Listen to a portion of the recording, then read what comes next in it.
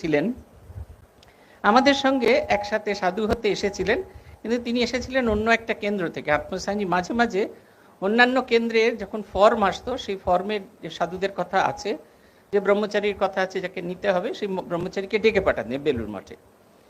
তিনি এলেন এবং মহারাজ শুনেছেন যে তিনি তার সেন্টারে খুব ঝগড়াঝাটি করেন। তিনি এলেন, আমাদের পিপিটিসি তো নিত্য তার সাথে ঝগড়া হতো, মানে কারুর না কারুর সাথে তার মতবিরোধ হতো না, এরকম নয়। এমন সময় পূজনীয় গীতানন্দজি মহারাজের গল ব্লাডার অপারেশন হল, প্রথমবার কিন্তু মাইক্রোসার্জারি হয়েছিল, এবং সেই মাইক্রোসার্জারি করতে গিয়ে প্রথমবার যে হলো সেটা খুব সাকসেসফুল হলো না। প্রথমবারে এই মহারাজকে সেবক হিসেবে পাঠানো হয়েছে, এই মহারাজ আর অসীম মহারাজ দুজনকে সেবক হিসেবে পাঠানো হয়েছিল। দ্বিতীয়বার যখন পেট কেটে একবারে সেই ট্র্যাডিশনাল পদ্ধতিতে সার্জারি হলো, তখন শুধুমাত্র এই মহারাজকে পাঠানো হলো, এবং মহারাজ সেবার প্রায় 19 দিন মতো হাসপাতালে ছিলেন। যে ঝগড়ুটে সবসময় খিটখিটখিটে সাধু প্রতি কথায় তর্ক বিতর্ক করে, সে যাকে পাঠানো হয়েছিল তিনি যখন ফিরে এলেন একবারে ধীর স্থির শান্ত, আমি এর কথা লিখেছি, আমি নামটাও আজও বলছি না, ধীর স্থির শান্ত, একদম একটা অন্যরকম মানুষ, এরকম মানুষ আগে দেখিনি। সবচেয়ে মজার কথা হলো, যে লোক অনেক কলবল কলবল করে কথা বলতেন, সে যদি আচমকা শান্ত হয়ে যান, আচমকা স্থির হয়ে যান, ভীষণ একটা আকর্ষণের বস্তু হয়ে দাঁড়ান।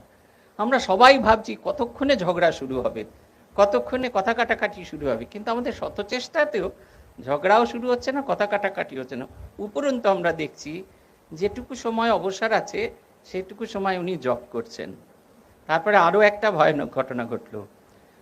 ভলিবল খেলতে গিয়ে ওনার হাতের এই জায়গাটা ভেঙে গেল, ফলে এটা সেট করে একবারে প্লাস্টার করে আর্মস্লিং করে দেওয়া হলো। আমি ওনার জন্য খাবার দাবার নিয়ে আসতাম ভান্ডার থেকে, আমরা খেতে চলে যেতাম, খেয়ে গিয়ে খাবার দাবারগুলো সাজিয়ে রাখতাম, খাওয়া শেষ হলেই হাত মুখ ধুয়ে ওই থালাটা বয়ে নিয়ে আসার চেষ্টা করতাম। আমি এসে দেখেছি যে রোজ যখন এসে পৌঁছেছি, উনি যদি আমাদের পায়ের আওয়াজ পেয়েছেন তো সোজা হয়ে বসে আছেন, নাহলে উনি একদম বিভোর হয়ে জব করছেন, মানে হাতটা ভাঙা, এর বেশি আর মুভমেন্ট হয় না। পরবর্তীকালে ট্রেনিং সেন্টারে আবার তার সাথে দেখা হলো, একেবারে সম্পূর্ণ সে যে উগ্র সাধু সে একেবারে শান্ত হয়ে গেছে। সে ট্রেনিং সেন্টারে বি কোর্সে শাস্ত্র চর্চা করে এবং রীতিমতো অদ্ভুত রকমের একটা অন্য রকমের সাধুতে রূপান্তরিত হয়েছে। একদিন আমি তাকে জিজ্ঞেস করেছিলাম কৌতূহল নিবৃত্তি করার জন্য যে বদলটা কি করে এলো, মানে আমাদেরও তো বদল চাই। তিনি আমাকে একটা ভারী সুন্দর কথা বললেন যে পূজনীয় গীতানন্দজি মা যে সেবা করতে গিয়ে যেই সেবা হয়ে যেত, মানে মহারাজের কাজটি হয়ে যেত, মা সঙ্গে সঙ্গে বলতেন তুমি ছাদে চলে যাও। আমাদের সেবা প্রতিষ্ঠানের ছাদ যদি আপনাদের যাওয়ার সুযোগ হয় দেখবেন, 8 তলায় যে ছাদ আছে তাতে বিরাট বিরাট ওয়াটার ট্যাঙ্ক আছে, আর সে দুটো ওয়াটার ট্যাঙ্ককে কানেক্ট করার জন্য, সেটাকে ধরে রাখার জন্য খুব শক্তপোক্ত চওড়া চওড়া বিম লাগানো আছে, এবং সেই বিমগুলোতে পা মুড়ে বসে জপ ধ্যান করা যায়, অথবা ওই গোটা ছাতে ওই দুটি ট্যাঙ্কের মাঝখানে বসে জপ করা যায়।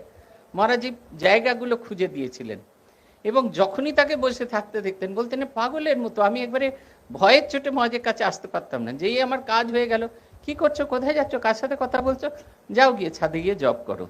তারপরে তিনি বলেছিলেন ওটা খুঁজে পেতে দেখো দেখি, সেবা প্রতিষ্ঠানে একটা ঠাকুর ঘর ছিল। সাধারণত সেবা প্রতিষ্ঠানে এত কাজের চাপ বা ঠাকুর ঘর মেনটেন করা হয় না বলে সেগুলো চলে যায়। উনি খুঁজে বার করলেন 3 তলা একটা ঠাকুর ঘর আছে, সেখানে তাকে জপ করার ব্যবস্থা করলেন। উনি বলছিলেন আমি রাত্রিরে যখন মহারাজের কাছে থাকতাম, মহারাজ ঘুমাচ্ছেন, ঘুম ভেঙে গেছে মাঝরাত্রে, তখনও দেখছি যেন তিনি একটা জপের আবেশের মধ্যে রয়েছে।